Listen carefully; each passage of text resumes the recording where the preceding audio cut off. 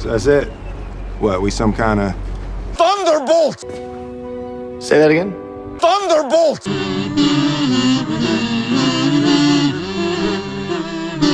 The MCU returned to the big screen last weekend with Thunderbolts, a movie that's been praised as a return to form for the MCU and the best movie since Endgame. The early reactions praised Thunderbolts as a deep movie that handles mental health in the correct way.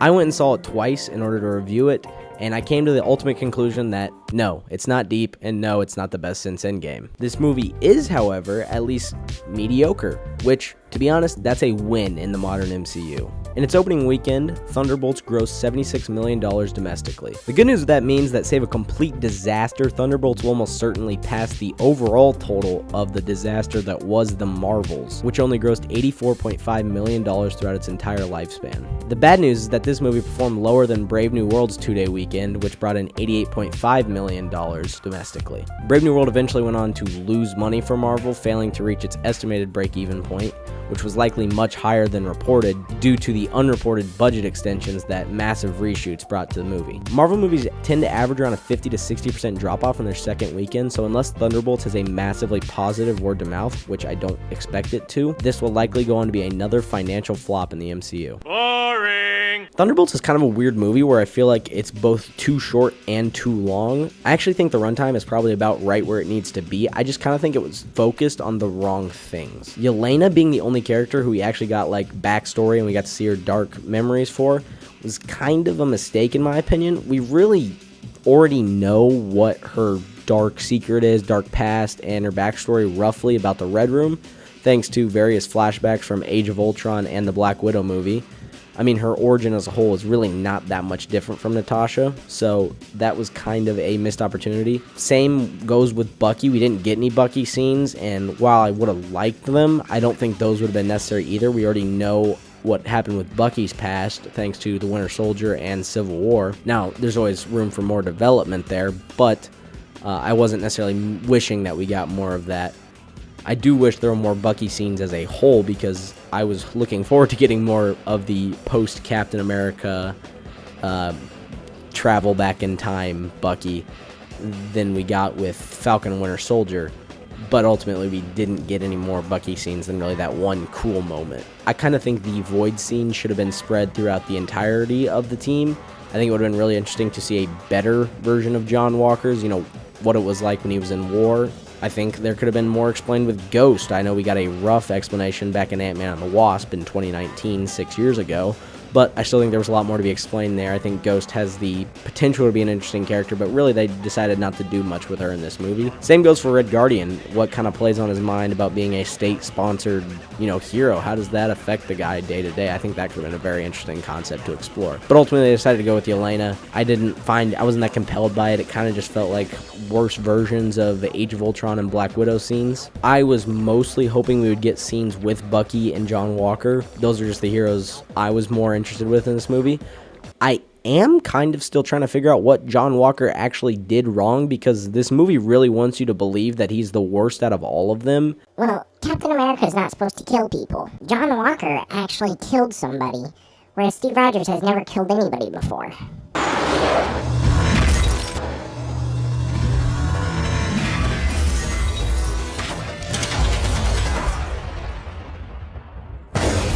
I mean, I guess with this movie they made him a deadbeat dad, but all he did other than that was in Falcon and Winter Soldier where he killed a terrorist. Your part in dealing with those terrorists, now we'll do ours.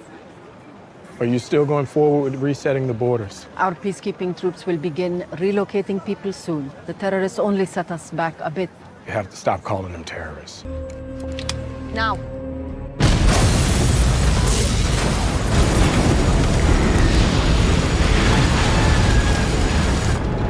There were still people in there. This is the only language these people understand. You have to stop calling them terrorists.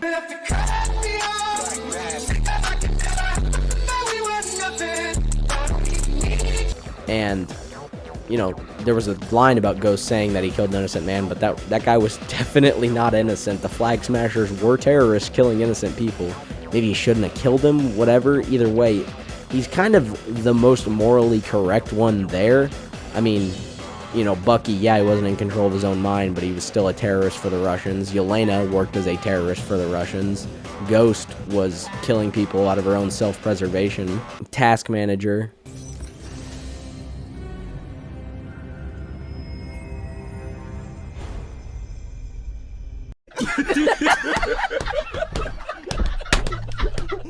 You're not that guy, pal. Trust me. You're not that guy. Okay. Okay? Are you?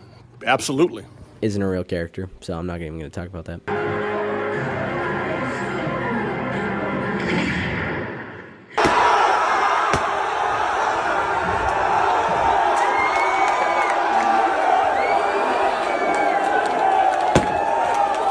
Red Guardian was basically just a state patsy, so he really didn't do anything that wrong either, I guess. Valentina in this movie is very annoying. I can't really tell if that was the intention when writing her. I kind of chose to believe that it was.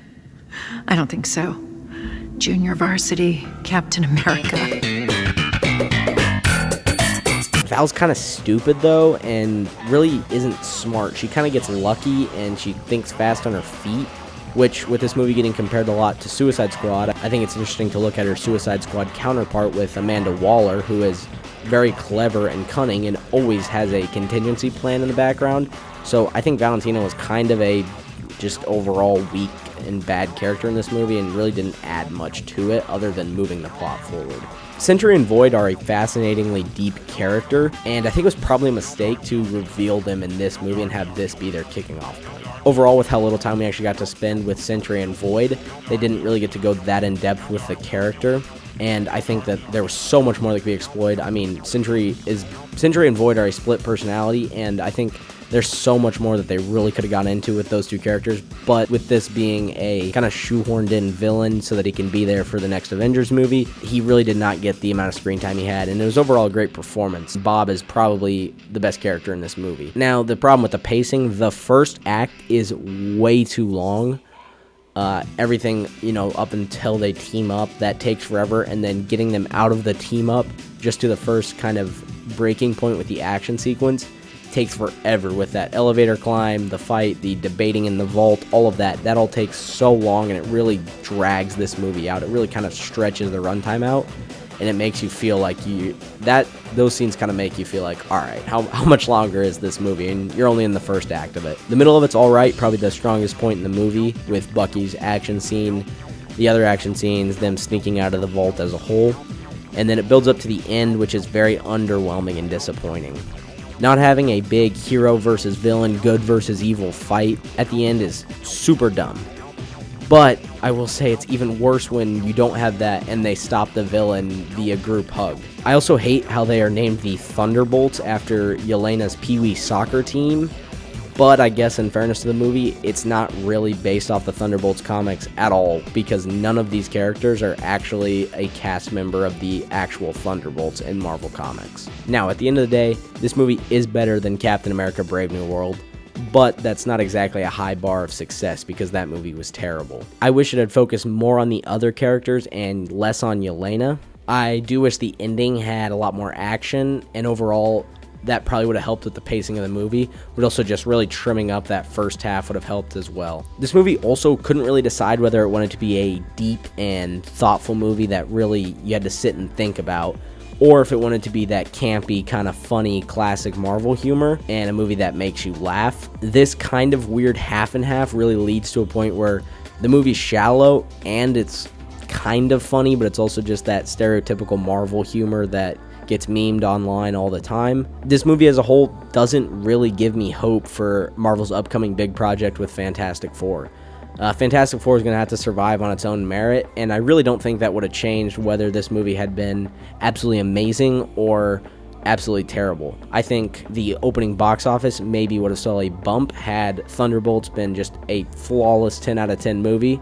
But overall, I think Fantastic Four is going to end up deciding its own merits, and that's kind of on Marvel. They have not had that positive relationship with the consumer where the consumer thinks that they can't miss out on the next Marvel movie. So I'll be very curious to see how Fantastic Four performs, and I'm looking forward to seeing what happens with that this summer. Somewhere in here, I do think that there is a good movie. I think Overall, Thunderbolts is fun, and if you try not to think about it too much, you do kind of end up enjoying yourself. If you go in expecting this to be just a basic Marvel puke, then you're probably not going to be disappointed, and you're not going to be blown away. You'll leave going, my life is no different coming out of this as it was going in. I don't feel like this is a profound movie I need to recommend to everyone that they go see, and I also don't really feel like I wasted my time or money. But overall, in 2025, in the MCU, all right, is basically Shakespearean.